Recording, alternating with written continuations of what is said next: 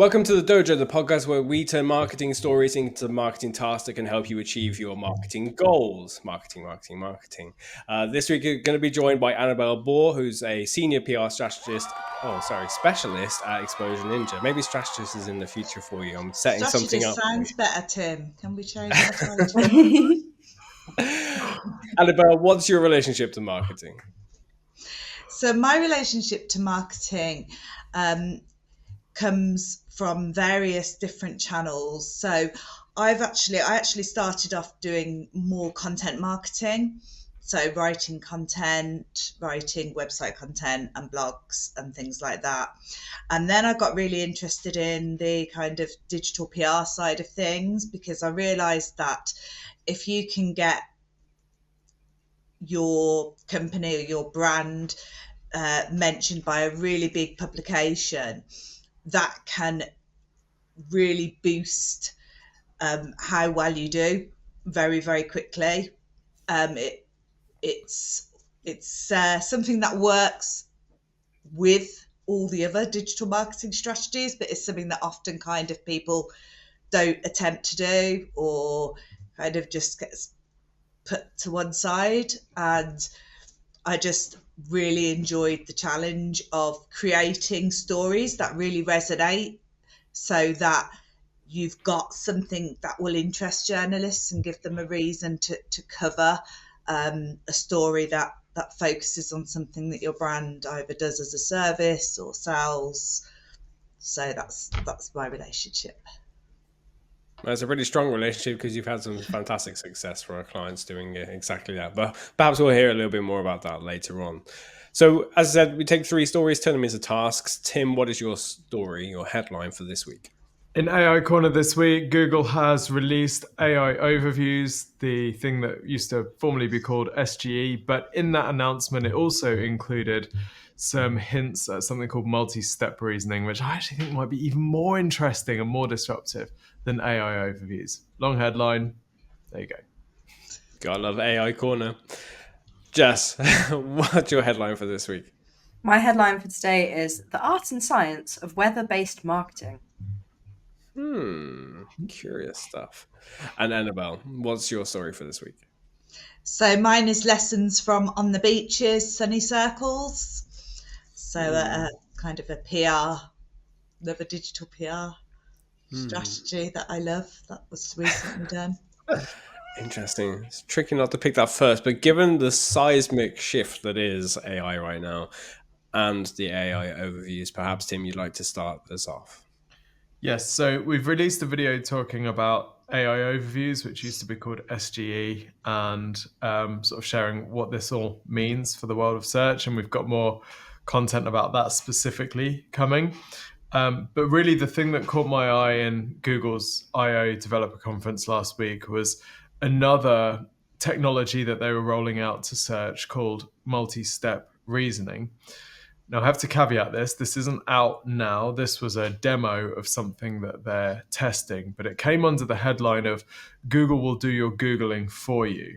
And I thought this was really interesting. It actually surprised me that we're seeing this type of functionality now, because I expected it to come from Google, but not for some time. So it was quite interesting to see sort of how they're executing it. And then since then, I've been thinking a lot about the implications for search and for marketers and what this could mean. So the demo that Google showed was essentially a very long query, a long search query, which Google then, the AI Overviews piece, chops that query up into multiple searches, ran those searches in the background, and then pieced together the answer. Now, I'm not necessarily sure that counts as multi-step reasoning. That sort of seems to me like multi-search stitching or something like that. But actually, I think where Google wants to go with this, and Google does your Googling for you also hints at this, is more like an agent approach where the search box is your research assistant. So you type a longer, more complex query in, And if something was to do your Googling for you, it basically goes and does some searches, it collects some information, it learns, it reasons, multi-step reasoning, then it adjusts its search, and it basically explores its way to a solution. And this is clearly where Google wants to go with it, if it's going to do your Googling for you. So this to me is a compression of the customer journey, the marketing funnel, the buyer cycle, whatever you want to call it. Previously or currently, when people are searching, they start with a top of funnel search. They maybe search for a problem that they're having. They then learn a bit of information about that problem. They start to identify a few possible solutions for that. And then they go through a journey of learning and understanding until they get to a commercial search, which is where they search for the thing that they want to buy. Of course, they might get disrupted along the way. They might end up in a completely different place, or they might end up on an informational page, but they might see something that they really want and they might want to purchase. But nevertheless, people are going through this sort of journey.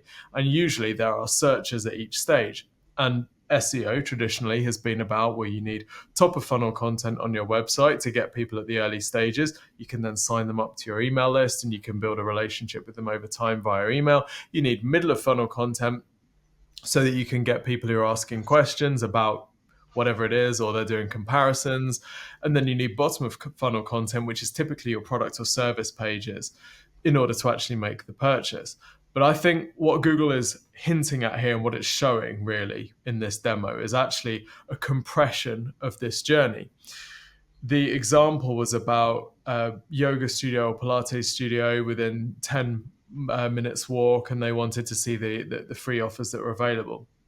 But I think if we go to where Google actually does your Googling for you, let's say, for example, that you're shopping for a phone case. Well, the buyer journey might look something like, let's say that for a true top of funnel search, you don't even know that you need a phone case yet. You're just frustrated that you keep smashing your phone. So you might search for something like how to stop smashing your phone screen. Then middle of funnel, as you start to learn a bit more about the different options and the different solutions to prevent this problem from happening, you might be searching for something like phone case versus screen protector, right? So you're aware that there are some types of solutions out there, but you're not necessarily wedded to any particular one. And then a bottom of the funnel search might be something like best rugged phone case, iPhone 15 Pro Max, right? And that's a much more commercial search where you actually want to buy something.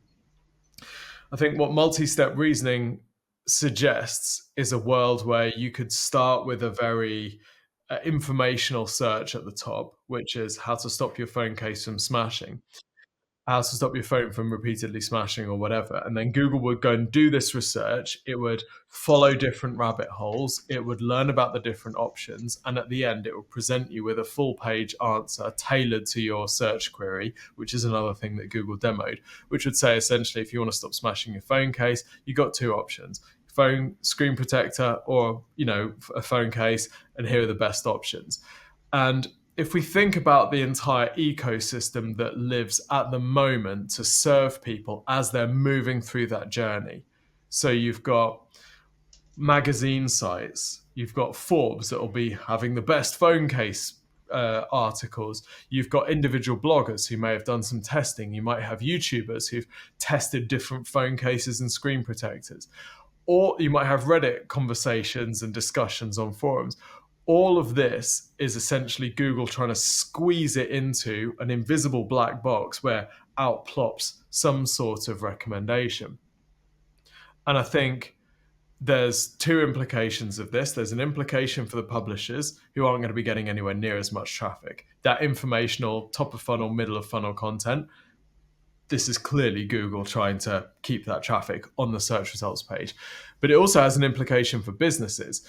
And the reason is because if you are reliant, if you're a smaller player, for example, competing against big players with established brand names, one of the ways that SEO agencies like Exposure Ninja will help smaller players is by winning in informational content, knowing that we can then capture that person's details, we can capture that searcher's details, build a relationship, and eventually sell them over time. Well, clearly, Google just wants to put that search, that research into the black box. It's going to then go and do that research, so the person doesn't necessarily have to. And I think we're going to end up in a feast or famine situation where businesses are either recommended in that end result or they're not. And if they're not recommended, they don't really have much chance to engage the customer as they go through that journey, because that engagement is being done by the search. If they win and they are recommended, great, because all of a sudden their product is going to be recommended from some very, very informational, very long tail queries. And I think that this might be one of those things. If I think Google has over time been very good at telegraphing where it wants to go, whether this is search quality rater guidelines being published years before helpful content update or whatever. And I think Google doing your Googling for you is definitely an indication that this is the direction Google wants to go in. And I'm thinking a lot about the second order consequences of this for publishers and businesses, and just how important it will be to get your content ranking for these black box middle queries where Google is going to be doing that Googling for you. And I don't see many people talking about this. It wasn't the part of the presentation that got much interest, but I think this is potentially more profound than just having AI snippets scraping and republishing your content without attribution in the search results. So yeah, cheery. It is interesting to see how some of the conversation immediately after it is about that continuation of like, yeah, but what's in it for me as a publisher? You and I, Tim, we spoke briefly earlier about The Verge. Nilay Patel did a interview with Sundar Pichai, the CEO of Alphabet. Just Alphabet? Just Google Alphabet? Alphabet and Google. Yeah, okay. And how there's still the accusation of plagiarism and basically taking copies straight away and using it within the AI overview. And the conversation developed into, well, what is in it for a publisher to keep writing? Like, if my content's all been just included within the search results, what's in it for me? I'm not like going to get anything from the end of it. Do you have any thoughts, or Jess or Annabelle? Do you have any thoughts on how publishers or website owners should be thinking about this, like taking a positive stance, trying to be a part of it, or what would you say? I do, and I'm kind of thinking a bit, I hate the saying, but outside the box, outside the black box. So another way to kind of look at this is that if someone knows your brand name and they know that what you do and that you can help them, and they simply put that into Google, it doesn't matter about this black box, because they're going to end up at your site. So I think this is where branding becomes really, really important, and actually branding combined with PR, because when you get the branding right, you get your message right, you create a story that you can then use for digital PR purposes, you then create awareness, you can almost sidetrack what Google are doing and say, okay, I'm not going to play your game. It's almost like finding a way around it, I suppose. And then obviously we know that, the more kind of good backlinks you get, that is recognition. That may help you with the black box. I don't know. Is Google going to pick up on you more because you've got that recognition from bigger public places? Certainly how I would approach it, as a very small as a small business with a very small marketing budget, that's where I would go, because I think if you're trying to compete on a content basis and you're small, realistically you're probably not going to be able to do it. But you can compete with really, really good branding and really, really good digital PR. That's something, it doesn't matter how small you are, you can still get huge wins in those areas. Jess, do you have any thoughts on this one? Yeah, I guess my thought was kind of going towards, where is this search going to go next, right? Because ideally, what would be nice to be able to do is, let's say you have a big dog. I can hear Annabelle's dog tip-tapping around in the background, so I was like, that's a good one to pick. And I was looking around the room and trying to think of something. But let's say you own a big dog and you previously have searched on Google like best foods for large dog breeds. Then it would be nice, and I don't really see this at the moment. It does happen a little bit, but But it'd be nice that next time if you typed in like dog toys, dog collars into Google, it remembered and used AI to be like, hey, last time you were here, you know, would you like us to show you results that talk about this? And that kind of got me thinking about, similar to what Annabelle said in a way, is really making it clear who your products are for and what makes them stand out, whether that's through like really good category pages and things like that that are going to help Google understand, oh, this is the product page for big dogs, you know, because it's the same thing as well as like some queries, people still are going to type in, you know, best dog food. They're not necessarily going to type in, I have a dog and he's called Rufus and blah, blah, blah. Like they will just, do you just want a quick answer? Like I can definitely feel the difference between when I'm searching for something that I know I need and when I'm asking that sort of like question. So I think Google will still have to adapt to show, you know, if you are searching for something like, you know, best dog food for a dog with sensitive skin, you don't necessarily want all this advice from Google. You know that the food is probably the issue and you just want to get those recommendations. So I think there are going to be opportunities for you to still rank for stuff, but the only way that that's going to happen, the only way you're going to be able to get that kind of top of funnel traffic for the people like Tim described that was like, why do I keep breaking my phone screen?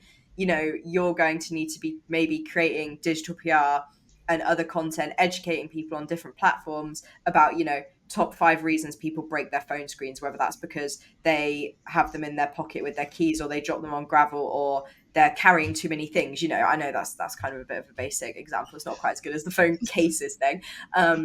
But I feel like there's almost going to be 2 layers to this now, where you're having to think about how am I going to get myself in these people's heads outside of Google, and then how am I going to sort of be able to be that company that comes to mind when somebody searches their problem, doesn't realize that their problem is their problem, and they've seen your solution before. It's so convoluted. And I'm also very much saying this based on things that aren't released yet and aren't out yet. But this is kind of, this is big brain thinking, and it's quite hard to try and condense it down into like a sentence or 2.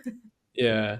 But that's a great thing about the conversation here, is that we're looking like way long term with like our viewpoint of search and how businesses should adapt to it. There's no point in, you know, some businesses or some agencies will be approaching AI overviews for the first time now. Like it's an official release and they'll be approaching it, like figuring out what to do. Like we're a year into it. Like fortunately, you know, we've led the way in many ways on like what SGE potential is, and we're starting to see that come through. Like during the Google I/O keynote, they said that the click-through rate on cards within this search result, this little picture that comes up and the title of the post, it's got a really high click-through rate, which is amazing. So the fact that we've already been doing work to get our clients featured there has been great to actually look longer term. So our discussing it now internally and here on the podcast to see like this is the direction it's going means that we're already prepared for that eventuality. And I do love what you were saying about like the memory aspect. We saw that with ChatGPT. One of the more recent releases has a memory kind of function built in now where it starts to remember stuff about you and your dog and what have you. And Google, I imagine, will get to that point. They've been trying to do so and tagging you with stuff for years. They have a very good idea of like what you're into. You go into the My Account part of Google, it tells you like everything you've ever searched for, like the kind of stuff you're into. Once it understands all of that and tidies it up, when you go to do like, I've locked myself out of my house, what do I do? Or I've broken this thing, it's going to remember like exactly where you live and give you a suggestion really close to like where you are and on your needs. So for example, my brain went to, back in the day, we used to try and write like a security guide for, you know, terraced houses and blah blah blah, and we try and get like a small SME, a small business ranking for that. But you've got like 100 equally sized businesses in the UK all trying to fight for that term, and you got like a national would just come in with a super strong website and just claim that because links and because of all that stuff. Whereas if you bring memory into it and this kind of like multi-step part, it remembers where you live and goes, okay, I'll recommend a guide about that same subject, but by a locksmith or, you know, security company close to you, because I know that these people probably know a little bit more about your area. So it might even give a bit more of an opportunity for local businesses to claim more search visibility, search traffic. Like we don't know it's guaranteed that all the same kind of stuff that we would expect in the past, the domain authority, well, whatever, you choose your own score, whatever you prefer, and links and everything, they're still going to be an important factor. Is it going to be a national business that's taking the top spot nowadays? Well, if you search at a national scale, maybe, but if you're a smaller business and tracking that in SEMrush, which I would recommend you try, because SEMrush is the best tool out there, you're probably going to see more of these smaller businesses, these local businesses, and their content coming through to you instead going forward, at least in the next couple of years. This is just a side thought, but a feature I'd love to see from Google is to incorporate the kind of, actually AI doesn't really do this, but you can prompt it to when you're like, hey, I need help with this. Could you ask me 5 questions that would give you more clarity on the situation?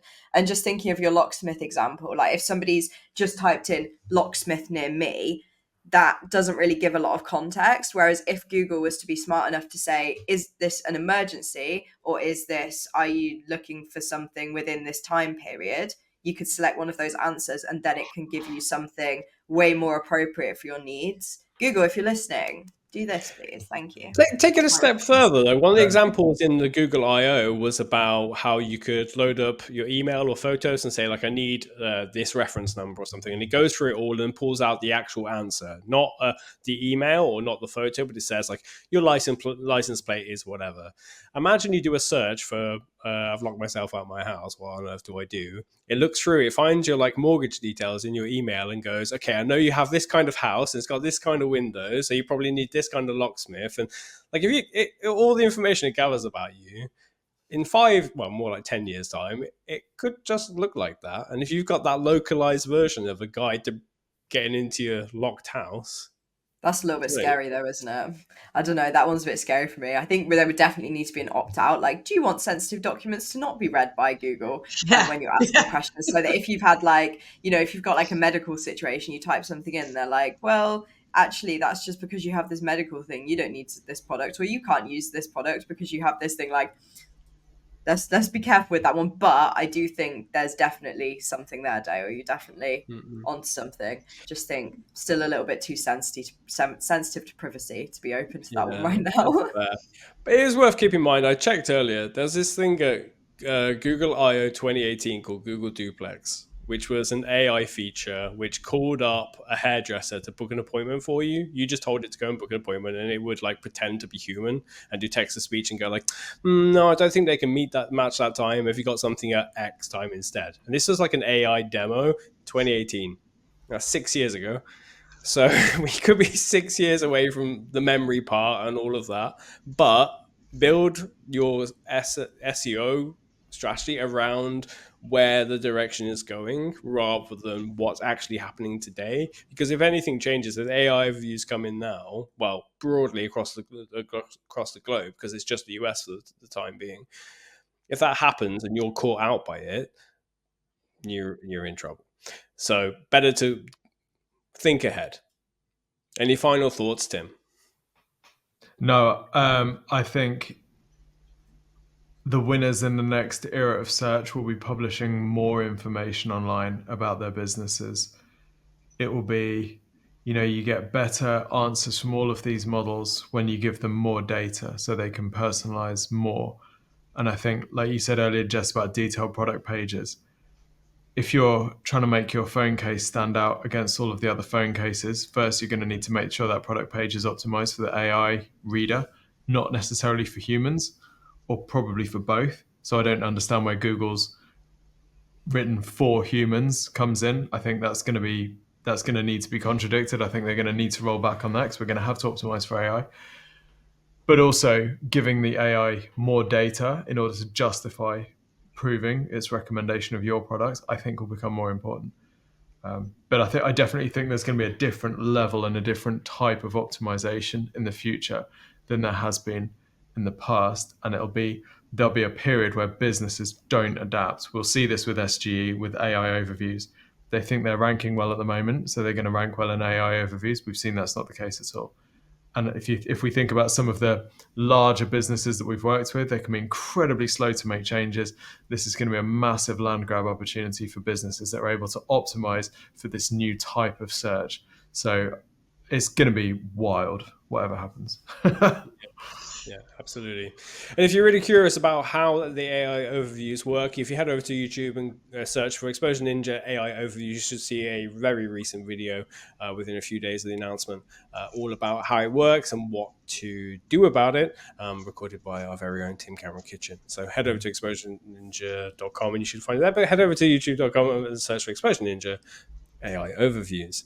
Absolutely. And if you are concerned about how AI might impact your business, or you're worried about your SEO or anything like that, you can request a free website marketing review at exposureninja.com/review. If you say in the form that you're specifically concerned about AI overviews or anything else to do with AI, or any other marketing concerns and queries you might want us to look into, please let us know and we'll be able to do that for you. You'll get if you're eligible, you'll get a 15 to 20 minute review.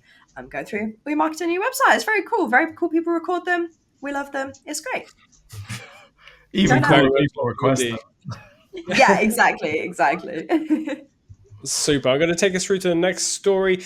Jess, the art and science of weather-based marketing. Tell us more. Yes. So I came across this article on Adweek, and I do want to say, like, it is a little bit of a piece about why you should advertise on the weather app and things like that. But it got me kind of thinking a little bit about different opportunities people have to do marketing based on seasonality, but you can go niche. You can really niche it down, right? So this article talks about a few different brands who were promoted through the weather app and also did some stuff on their other channels. And there's some really interesting stats here. Like 79% of consumers say the weather is very important when planning their day. I'm one of these people that I forget that I can check the weather. I'm still stuck in when the weather person would say like, oh yeah, it's not going to rain, and then it would still rain. So I just kind of train myself to kind of ignore it.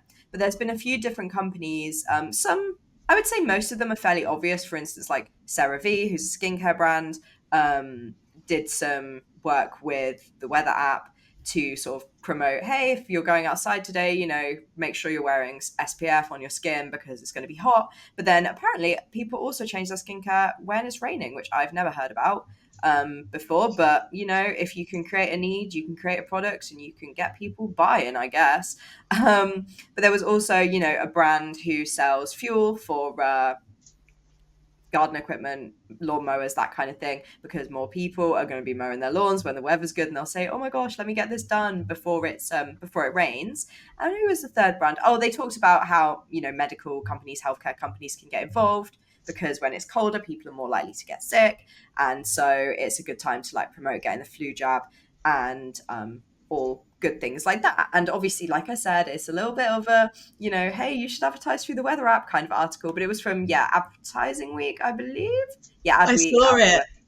And it just really got me thinking about all these different little events or just day-to-day things that you don't necessarily think about yourself but actually really impacts people, because like it's sunny today, so I feel like that impacts people's moods, but also impacts maybe how much more they might be walking rather than taking the car, or maybe they'll be more open to taking public transport. So there's all these different areas that you totally forget about, but it also will impact maybe the clothes they wear, how much deodorant they're using, whether they're wearing sunglasses or not, maybe how they style their hair. Like there's the bag they take, like there's all these ridiculous things. I tend to take a bigger bag in summer because I don't have as many pockets, because I don't have like a big coat on, and also I'm like, oh, I need a cardigan because whatever. So I feel like there's this real scope here for brands to really look into, like, not necessarily just the weather, but like I said, these little things that people do every day, and try and figure out how they could maybe tap into that. Because if you're experiencing it, it's likely your customers are potentially experiencing it too. And I mean, I've seen companies that have no business connecting themselves to like the Euros or like any other big sporting events or like the Super Bowl and stuff, just because it's a topic that everybody knows. And they're finding their way to be like, yeah, come buy our SaaS software because the Super Bowl, we're doing a discount. Like I know I have an app that saves money for me, and you can set it to do a rainy day fund. Every day that it rains, it puts more away. And it's all these little things that are like really, I don't know. I just kind of wanted to bring this to the table because it really got my brain, like all the neurons are firing, and I just wanted to hear what other have to say about it. Really, like I'm sure Annabelle's already like, I know some digital PR that would work for this. Yeah, tell us more, Annabelle. I'd love to hear your ideas. Yeah, I saw the same thing, and it did get me thinking as well, especially with the kind of healthcare side of it as well. That with healthcare, if you can tap into something like that people kind of think about on such a regular basis. I didn't really think about it from a digital PR standpoint. To be perfectly honest, I just thought that was a really unique way of doing marketing, and I liked it. I like the idea of it, but I suppose that there would be digital PR opportunities. So I don't know if I mean, the really obvious one would be that if you sold something like umbrellas. Could you create the largest umbrella for the rainiest day? And that could get covered, for example, get you into the Guinness World Record book. How many people can you get under the umbrella? Do you know what I mean? Maybe have it in a London park, see if you could have a picnic underneath it. I don't know, something along those lines. Or you'd have to have the budget to do that, but something along those lines. That there are always opportunities, or even a smaller opportunity could be that that you go and you give out umbrellas to work with a homeless charity, giving out umbrellas to the homeless or something like that. If you something along those lines. So there's always a way to do PR, no matter what your budget is. Yeah, and there might be even some data from the study itself, like the demographic information, like who's clicking on what, who when that partnership is happening, what's happening. Is there a story to be found in there as well that could be the origin of the next campaign? Or could you add a third or fourth partner, as you said, like a charity? Can you bring them as part of it, like us and the weather app, we're doing this together and we're working with some Basils in Birmingham or wherever? I think that's a great idea. Tim, any thoughts on this one? Yeah, we might be getting into the air conditioning business. So I was doing some research over the last week or so about patterns in air conditioning search volume, and unsurprisingly, air conditioning search volume actually has two major peaks per year. The first peak is typically a smaller peak, and this is on the first reasonably warm day of the year. And then it has a second major peak on the hottest day. So what I did is compared the search trends of air conditioning versus hottest day, because I thought, well, people are going to be searching hottest day when they're trying to work out if today was the hottest day. And it bang on correlates. So yeah, there's these two sort of peaks. Obviously, that's a sort of fairly obvious. Obviously, people are going to be buying air conditioning when they're hot. Like it goes from being bottom of their hierarchy of needs to top of their hierarchy of needs when they're sat there sweating, unable to do anything. But this story also makes me think about businesses where maybe the correlation isn't so obvious. My dad spent his career in the Met Office in radar, and they would work with brands. They would provide a lot of weather data to brands, and some of the partnerships I gather that they had wasn't necessarily, because you're the supermarket and you need to know whether you should be stocking ice cream or umbrellas or barbecues or whatever. It was to try and help brands understand whether there was a correlation between sales patterns and the weather, to see if there was maybe some hidden second order thing going on. So I think that's also kind of interesting, really, whether there are any maybe not immediately visible patterns which you could tap into here. And it might just be a case, if you're very seasonally affected, then of course, if you're running air conditioning PPC ads, for example, and all of a sudden the hottest day comes out of nowhere for you and you max out your budget at 10 a.m. that day, sad times, you need to be making maximum hay while that sun is literally shining. So I think there's some practical things that you can do with this. But there's also a bit of an investigation piece. And this is probably just talking to your customers as well as looking at any weather data to see if there's any hidden effects of the weather. Yeah. This conversation kind of made me think about just plugging into your data regardless of whether you and then sort of connecting it to different events that have happened. Now, you can always rely on me to bring the tone down. There's a website which I can't really talk about on here, but it's 18 plus and it has an orange logo. If you know, you know. Every single year they do a digital PR piece based on the searches, the inappropriate searches on their website based on different events that have happened, different times of year, what different countries search for. And I always think that that's a really interesting, like, they've got so much data, and then they're like, people will find this really either funny or interesting, or, you know, it might change the way they think about this. And they use that to create like a massive like publication or piece of content every year. Well, I know they've done it a few years, and it gets loads of press because people are like, we can't believe they're sharing this data. And it really surprised us. So if you do find any weird correlations that are kind of interesting, shocking, surprising, they could be useful to you because they're going to help you understand your customers' behaviors and little things like, oh, okay, you know, there's a solar eclipse coming up. How's that going to change the way our customers behave and the searches that they're making?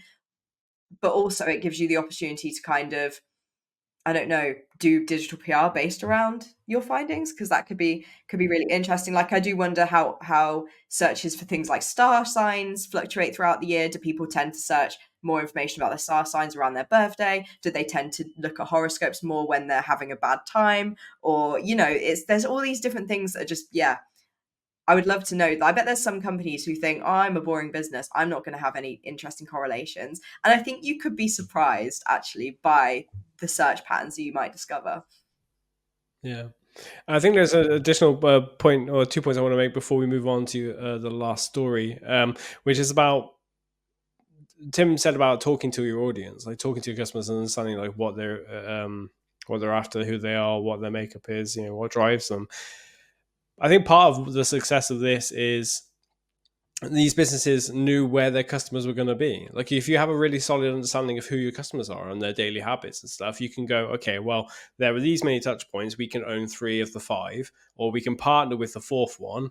Amazing. You got that additional touch point and brings your brand back around when the person goes to make their purchase. And the other part, the second part, is if you're the weather app, you're a business constantly looking for revenue streams and thinking, okay, I could just keep doing the thing I'm doing, or I could look for opportunities. And they're spotting an opportunity to monetize something they probably didn't realize had a high revenue potential. So, like, doesn't matter what your business is, there's always some kind of revenue opportunity there, even if that means like scaling down to just a couple of things and doing those exceptionally well, or monetizing something or adding something you didn't even realize you had the potential to do. So yeah, really understanding your customers, but also looking at unexplored areas is a really good opportunity for every business and marketing. You just reminded me of one more example of this, and then we'll move on to Annabelle's story. But I remember, I don't think it does it anymore, or I don't know if it's because I plug it into my car, but when I used to use Waze, if I would stop in traffic, it would be like, hey, there's a McDonald's nearby, or have you thought, you know, there's a Mazda dealership, you know, 100 meters away or whatever. And it was really interesting because I used to be sat there and it'd be like, oh, discount on beef burgers. And I'd be like, Waze, I'm vegan. And then I stopped getting adverts like that, which I found very amusing. At that time, McDonald's wasn't doing any vegan stuff really. But yeah, I just thought it was really interesting. They were taking advantage of like your downtime while you're driving. I mean, part of me hates it, but it was very relevant. It was very, very relevant to people who were driving. They weren't just suddenly being like, hey, do you want to buy skincare, which fits the weather app but doesn't necessarily fit Waze.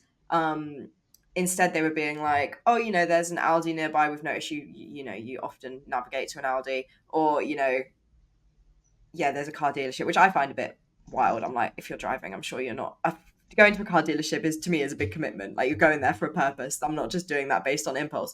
But it was really interesting to see that they were advertising on the app. And it was very, like I said, very, very relevant. I like that.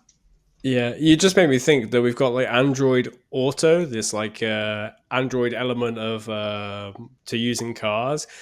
Just imagine when you're driving along and it says, "Hey, you left yourself a note 6 weeks ago that you were going to pop in and get an optician's appointment, and it's just around the corner. Why don't you drive in now?" Like, that message will just pop up for you based on the memory of your search history, the things that you looked at online, like the memory that this AI thing will build up of you over time. Like that's entirely possible. Build for that. I'm sorry, it's inevitable. We're going to end up in this Star Trek world of the computer talking to you all the time, or her if you watch her. But that's... Last one is, imagine if your car could be like no, if it knew the weather, it was raining, and then it could be like, here's your nearest NCP parking that's covered over. Why don't you go park there? Yeah. Anyway, we could go off a big tangent. I want to hear Annabelle's story. Me I'm too. excited, but Annabelle. I keep stalling. I'm sorry, Annabelle. I'm not stalling. It's an exciting time for marketing. It really is. It's an exciting time It for is business. super exciting. But I would love to hear your story. I'm sure it's just as exciting. So tell us more about On the Beach. So mine's more of a kind of PR story that On the Beach recently have secured so much coverage. It's unbelievable, like Sky News, BBC, all the biggest places you could possibly imagine. The story's been run. And what they did was really clever. So there was a dispute between Tesco and Lidl. So Lidl had used a blue background with a yellow circle to do some promotional offers. And Tesco were arguing that that was their branding because they always used a blue background with a yellow circle for their sale kind of offers. And Tesco won. And Lidl were told that they could no longer use, they had to change their branding. So On the Beach, very bravely, decided that they would do a tongue-in-cheek campaign. And what their campaign was, literally blue background, yellow circle, and in the yellow circle, I think it said, might not get the wording exactly right, but it was something like, because nobody owns sunny circles. And so it was a real kind of finger up at kind of the establishment, which I think, especially now as well, with everything that's going on, much bigger issues obviously going on, I think a lot of people need a bit of humour. And so I think for their target market as well, because it was a bit cheeky, it was a bit funny, it was a bit, we don't really care, we're going to do it our way. It was really good. And I must admit, I would have never booked a holiday with On the Beach. I'd heard of them, but it's not something I'd have thought, oh yeah, I'll go and check out On the Beach. They're going to be the first place I go now to see what their prices are like the next time I want a beach holiday. Because I feel like they understand what they've done is they've understood their target market. So they've combined a very clever kind of PR strategy that's got them national coverage. It's being covered abroad as well. I've seen it on American sites as well who've covered it as well. But not only that, it's like they have done something that resonates with people, because I think most people want to stick their finger up at the establishment at the moment, and that's basically exactly what they've done. So I just think there's a lot of lessons that can be learned from that. Obviously you need to be careful because you don't want to end up getting sued by some big company. Lidl actually did a really good PR campaign not that long ago, and in it they said something along the lines of, we'd like to say it this way, but we've been sued too often, so we just can't afford to. So yeah, you have to be careful if you're a small company. You don't want to get sued. But on the other hand, if there is a way to kind of piggyback on something that's happened,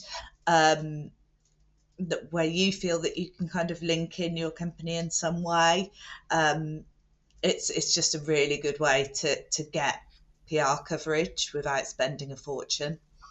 Yeah, I think that the piggyback thing is something you do particularly well as well. Like when there's some news story and you see an opportunity to kind of enhance the content by adding a quote or something, but potentially with a client or maybe for yourself, I find that's fantastic. Like it's a superb opportunity in the moment to just make a piece of content about whatever subject better and add more expertise to it. But it's also a win for the client as well, or the business that you're helping to get mentioned. But would you explain a little bit about what that process is for anyone who's not familiar with how that works? Sure. So it's kind of not really correlating to what On the Beach did, but recently we've been working with a mortgage company in America, and obviously the presidential election is such a huge thing at the moment.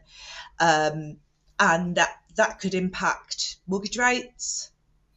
So what I did is I reached out to lots of different journalists that I thought might be interested in writing about this, and said, look, we've got this expert who's happy to comment on this.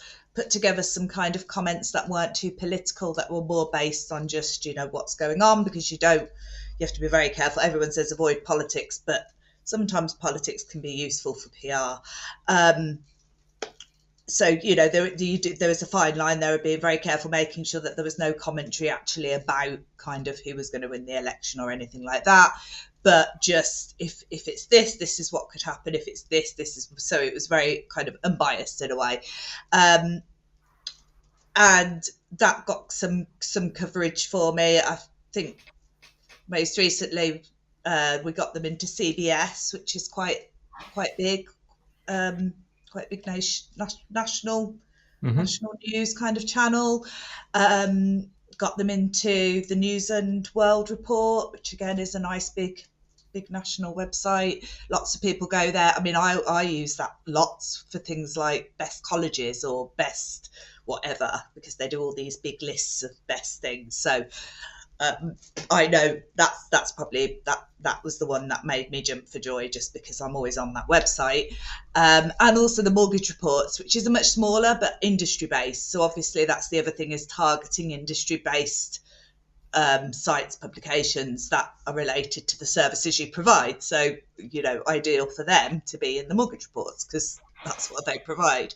So that's just like one idea of just looking at what's going on and then just finding a way to jump on it. A nice, easy, another one, which you can use data, because journalists love data, is looking at kind of, and I'm probably going to get this wrong, but like what Gen Z and, what their buying habits are, who's buying houses at what stages, because the client has data on these things, like how many, what age, what's the youngest age bracket for a mortgage, all these types of things.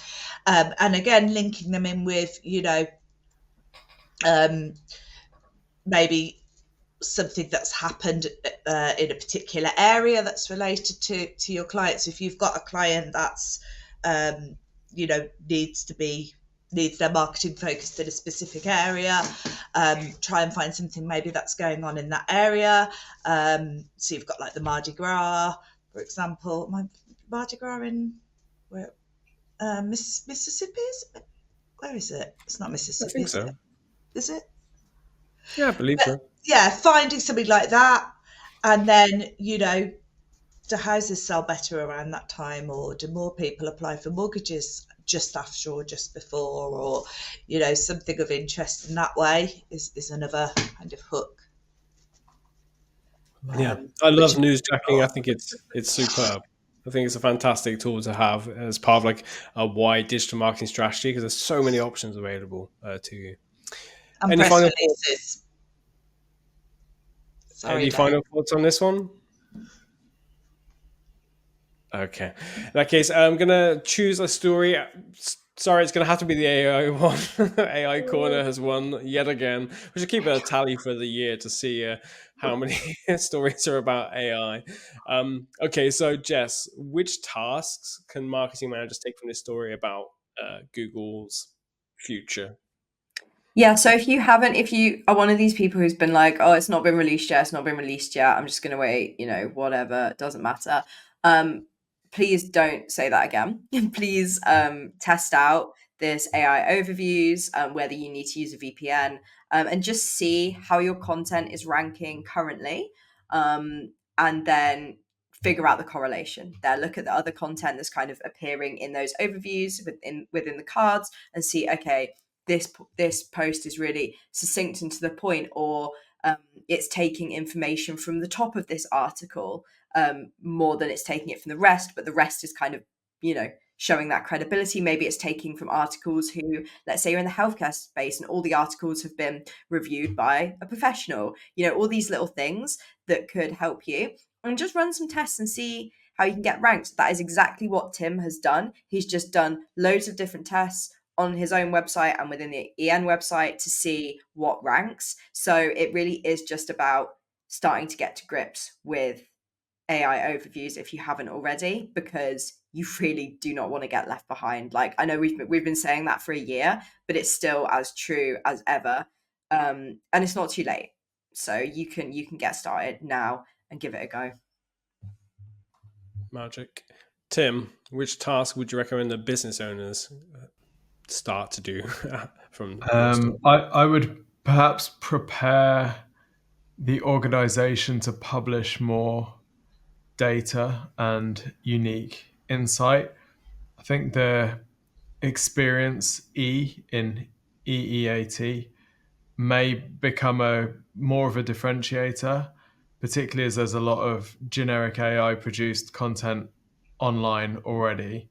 What's going to get Google to recommend your phone cases versus others in a world where it's doing the Googling for the user? Well, maybe it's because you've tested your phone cases by driving over them with a tank, or you've found that your phone cases can withstand a drop from 10 stories. Like, these are the sorts of snippets which may stand out and be a little hook during that black box Google research process that drags your brand mention through to the final search. I think it's going to be about key differentiating snippets that Google and these other, OpenAI will have a similar thing, chatbots can latch onto to recommend your product. We're also potentially moving to a world where it's not your voice that is communicating to the consumer about your product. It is Google's voice communicating to the consumer about your product, or even Scarlett Johansson's voice.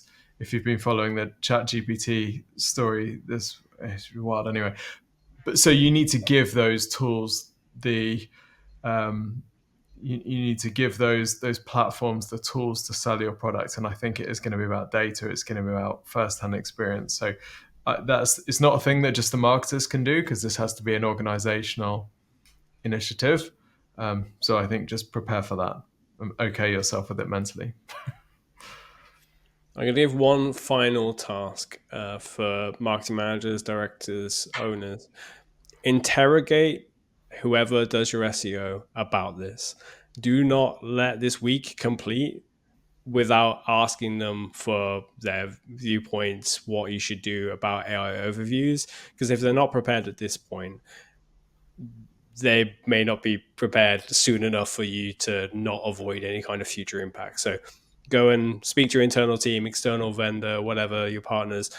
Figure out if they know enough really to get the most out of this and not risk even a 5% drop in traffic can be catastrophic. So interrogate your SEOs. Super. Well, Annabelle, I'm going to ask you a couple of quick fire questions if you don't mind. I don't mind. Super. It's what we like, a willing participant. Ask me anything. I'm an open book. What do you want to know, Dale? Amazing. All right, let's go then. Annabelle, if you had 1 hour to improve your marketing, what would you work on? I'd work on brand voice, identifying the audience, making sure that I really, really understood what their interests were, what their needs were.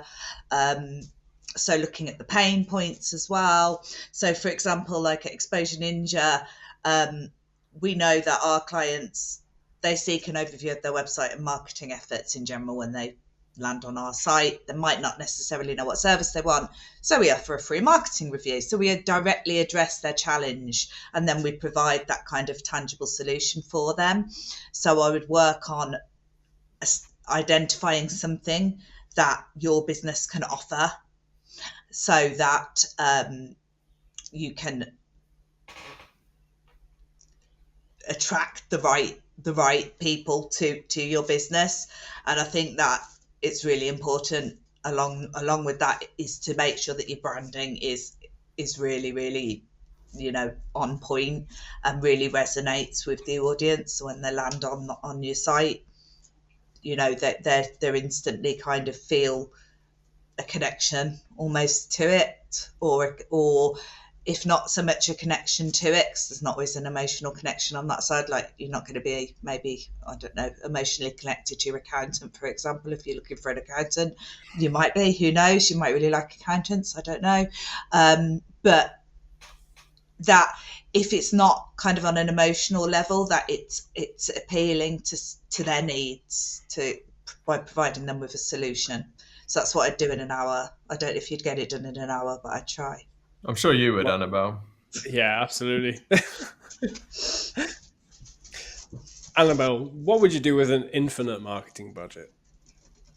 Oh, I definitely have to start with PR. So I'd want to get a really good PR strategy in place. So I'd want a company that can provide me with that side of things. But I'd want that to be integrated into the marketing. So when you say an infinite budget, if I had an infinite budget, then obviously I'd just employ Exposure Ninja to do all my marketing. So, that's not really the answer Correct. I think you're looking for. But if it was an infinite budget but I had to do my own marketing, I wasn't allowed to go to Exposure Ninja, then I would do things like I would sign up with journalist inquiry platforms. So you've got Quoted, for example, PR Resource. They have like paid versions, and then you get so much more with it. It's just so worth it. So you can connect with journalists. So that would be a big part of my budget, I think. And the other side would be I'd want to produce lots of multimedia content. So I'd invest in companies that can produce lots of good infographics and video content, even kind of interactive kind of experiences. I think the Weather app was talking about the interactive experiences to a degree as well. I think it was funny, there were some companies that had done kind of interactive things. I think if you can think of some type of interactive experience, then that's going to draw people in and give you PR kind of ingredients for PR, and give you ingredients for what type of content you should be producing as well. And I would also, I think something that gets left behind a lot as well, alongside kind of marketing, is doing things like organising events and, really showcasing your brand in that way. So I think Colgate do a thing where they have like a dentist van, and it's partially funded by Colgate, and you can go and get your teeth checked. You get a free tube of Colgate. So if you've got the infinite budget, then why not just go really big and do something like that? That's going to help people feel that you care. Is always really important. So, for example, as a marketing company with an infinite budget, you could offer marketing to charities. You could approach charities that you think, no, you've not got a great website or whatever, and say, look, we'll build your website because, we're billionaires now. So, maybe in 10 years' time, we'll be in that position. I don't know. It's wonderful to have infinite ideas for an infinite budget. I think you'd continue to have stuff, which is amazing. Going to take us on to our next question. Annabelle, what would you tell the 18-year-old Annabelle? Oh, sorry. Annabelle, which marketing skill would you tell the 18-year-old Annabelle to learn, and why? Okay, so I would say relationship building and networking would be the skill that I would focus on, because at that age you need to learn from other people, and I think the best opportunities are going to come about through relationship building and networking. Getting a good mentor, I think finding a really good mentor can make all the difference in the world, because there are so many different types of courses, qualifications, and it can feel a bit overwhelming, especially like I look back to when I was 18 and I was trying to decide, did I want to go to uni, or did I want to do this, or did I want to do that? And I think if I'd had a really good mentor at that point, and I'd worked on kind of, if I was funnily, I did do my degree was partially marketing, but I didn't think about relationship building. It was all the kind of, I've got to learn this skill, I've got to learn that skill. So I just think that would be the thing. If I could go back, I'd say like cultivating genuine relationships with the right people is gonna hands down be everything else that you could do at that age, I think.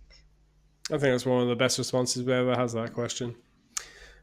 Thank you. Oh, can I just quickly say something super quick about the other infinite budgeting thing? I found this amazing thing that Penguin Random House did. They wanted to ban this book of Margaret Atwood, and so they made an unburnable edition of The Handmaid's Tale. And they did like a YouTube video, and they try and set it on fire with a flamethrower, but it's made from like fireproof materials, so it doesn't burn. And it was like they were trying to show that they were against censorship. And then the book was auctioned, and then the money from that went to PEN America's efforts for free expression. And so, yeah, if you have an infinite budget, try and think along those lines, like what's going to really like make people think, but also what's going to like show that you resonate with the audience at the same time. So I just loved that. I was just like, whoa, I just thought that was the best like marketing PR thing ever for Penguin Random. Phenomenal. I mean, Penguin as well, Penguin Random House. I mean, you just think of them as a bit boring, don't you? And so it kind of took them out of that as well. Like, we're not boring. Look at what you like, you know. And yeah, so I just had to mention that. Superb. Annabelle, what are you most excited about in marketing right now? I'm most excited about the combination of really good branding with really good effective PR strategies. So I think when you get the branding right and you get the PR right, that side of marketing can make such a huge difference. If you're like a small business, you're not that well known. So for example, like you've got the Oprah effect. So Oprah Winfrey would mention a product or a small business or business service, and they could go from literally unknown to ultra successful almost overnight. As much as like, you know, all these things need to be supported by really good marketing strategies, good content and everything else. I mean, brilliant brand, awful content, it's not going to work. But it's something that excites me because you get such fast results, and it's those really quick, fast results that I think is really exciting. And also with everyone talking about AI so much, AI can't do this. AI can try and do it, but AI can't do this the way a human can. You know, especially like PR, the PR side of things, journalists know if it's AI straight away, like 100%.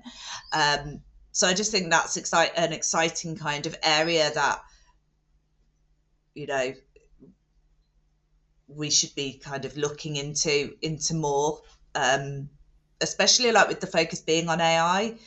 Take that opportunity while everybody's focusing on AI to do something a bit different and get your brand known and get your digital PR out there. You know, it's just a really, I almost think that it's like you've got an even bigger opportunity because people are so focused on kind of what should we be doing with AI, what's going on with AI, and they're pushing these things to one side. So yeah. Superb. Final question. Annabelle, who should we invite to be our next podcast guest?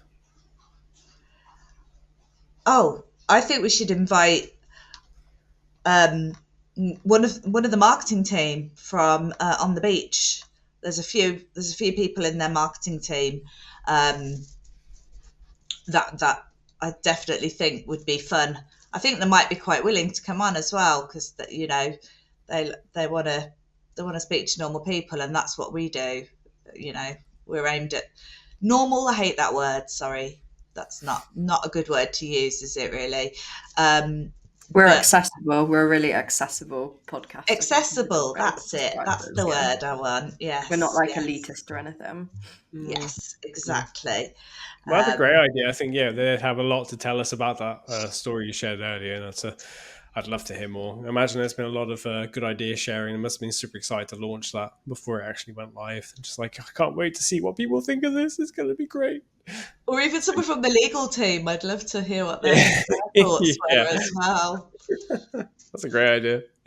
Super. Well, thank you so much for joining us this week, Annabelle. I really appreciate you sharing your story and your insights into the digital PR, exciting things that you do. So again, thanks for coming on. I hope you enjoyed yourself. I did. You're very welcome. And thank you, listener and watcher, for joining another episode of the Dojo. If you want to hear more episodes, you can go to exposeninja.com/podcast, and you can find 300 plus episodes of marketing goodness. And if you haven't already, you can go to YouTube and search for Exposure Ninja AI Overviews, and you'll see all of our lovely videos about how it works and why you need to get started on it immediately.